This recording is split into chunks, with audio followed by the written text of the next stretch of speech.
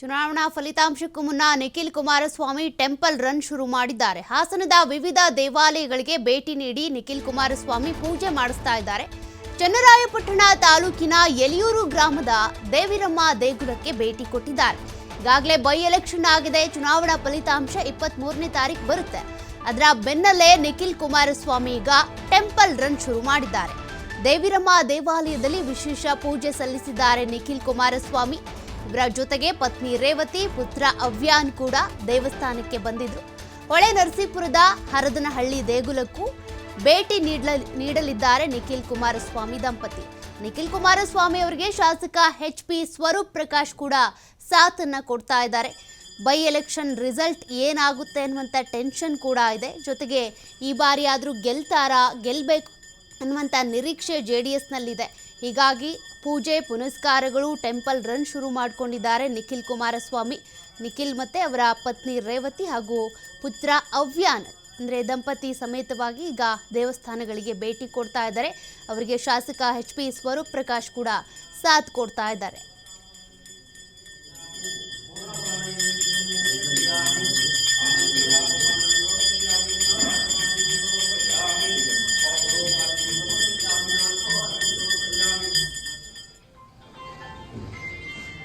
ओम शतमानं भवति शतेन्द्रिय पुरुषेन्द्रिय सेवेन्द्रिय प्रतिष्ठिते।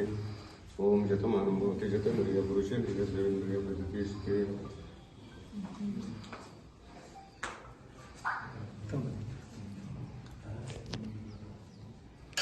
ओम शतमानं भवति शतेन्द्रिय पुरुषेन्द्रिय सेवेन्द्रिय प्रतिष्ठिते। ओम मृतगं सत्यपरब्रह्म पुरुषं विष्णुर्दुरेदुर्भाषं विश्वरूपाय वै नमो नमः। प्रथमं कार्यशुद्ध्यर्थं द्वितीयं धर्मसाधनं तृतीयं मोक्षमाप्नोति तीर्थमेव त्रिधा भवेत्। ओम मृतगं सत्यपरब्रह्म पुरुषं विष्णुर्दुरेदुर्भाषं विश्वरूपाय वै नमो नमः। प्रथमं कार्यशुद्ध्यर्थं द्वितीयं धर्मसाधनं तृतीयं मोक्षमाप्नोति तीर्थमेव त्रिधा भवेत्।